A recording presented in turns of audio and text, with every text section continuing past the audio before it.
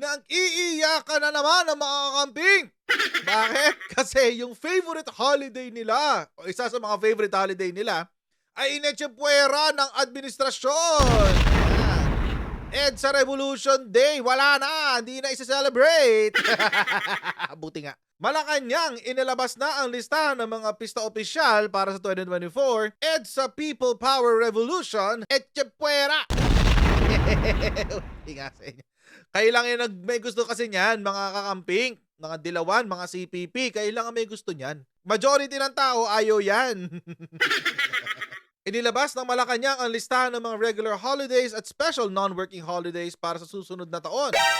Batay sa Proclamation number 368 na pinirmahan ni Executive Secretary Lucas Bersamin, inatasan ng Department of Labor and Employment o DOLE na ipatupad ang guidelines para sa proklamasyon. Importante talaga yan mga kotsero kasi po lalo na sa mga kumpanya.